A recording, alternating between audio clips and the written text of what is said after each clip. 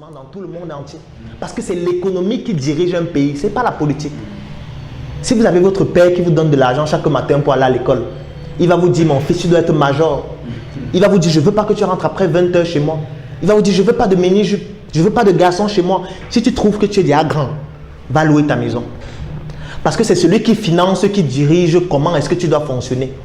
Dans notre pays, 85% de nos recettes fiscales proviennent des multinationales.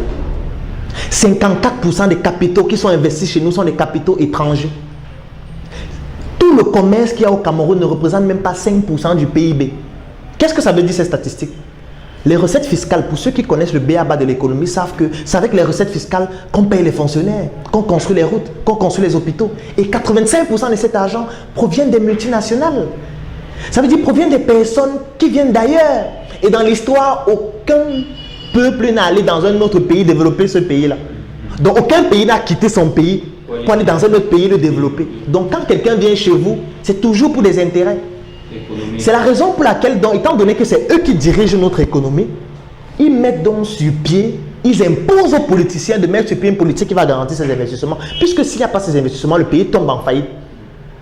Et ce n'est pas le fait de commenter sur Facebook, faire des marches qui vont faire en sorte que ça change. Si ces statistiques-là ne changent pas, rien ne va changer. Et ces personnes-là qui détiennent notre économie ont des intérêts qui sont contraires à l'intérêt général de la population. C'est la raison pour laquelle la politique ne permet pas d'améliorer nos conditions de vie. Je prends un autre exemple qui va peut-être vous choquer. Moi, dernièrement, j'ai consulté les statistiques d'un service qui s'appelle Orange Money. C'est un service qui est en train de faire fureur au Cameroun, qui est en train de déstabiliser même certaines entreprises locales. Et les statistiques sont effrayantes. C'est un service qui revendiquait en juin 2015 17,4 millions d'utilisateurs. C'est un service qui est présent dans 14 pays africains, notamment les pays d'Afrique subsaharienne. Au mois de juin 2016, ils ont fait un chiffre d'affaires de 655 milliards de francs CFA. Ça veut dire 1 milliard d'euros dans des pays pauvres et très endettés. Au cours de l'année 2015, leurs transactions financières dépassaient c'était exactement 4 885 milliards. Et moi, j'ai comparé ça avec le budget du Cameroun de 2016, qui était de 4 200 milliards environ. Donc, les transactions financières de Orange Money, ça dépassait le budget du Cameroun. Parce que quand on dit que c'est eux qui détiennent notre économie, on a l'impression qu'on raconte les beignets bouillis. C'est donc pour ça qu'il faudrait que nous s'arment sur le plan économique pour pouvoir répondre à ça. Et pour répondre à ça, qu'est-ce qu'il faut faire? Il faut créer la richesse et non faire l'économie du Bayam Salam. Qu'est-ce qu'on appelle l'économie du Bayam Salam?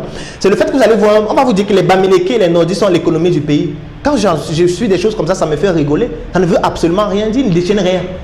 Ils ne détiennent rien, pourquoi? Parce que vous allez aller dans un grand hôtel détenu par un Bamileke. Je ne vais pas citer d'hôtel. Vous allez voir que la moquette est importée. Les tasses de lait sont importées, le lait est importé, les draps sont importés, les tables sont importées, les serrures sont importées. Tout est importé, les cheveux sont importés, même les cerveaux sont importés. Ça fait donc quoi? Ça fait que cet hôtel est en train de travailler pour donner des devises à d'autres pays qui produisent ça. Puisque nous, on ne produit rien, même le cul-dent. Parce que si vous fabriquez votre cacao, vous voulez vendre votre cacao à la Belgique, on ne vous paye pas en francs CFA. Un autre problème encore, le franc des colonies françaises d'Afrique. On vous paye en devises.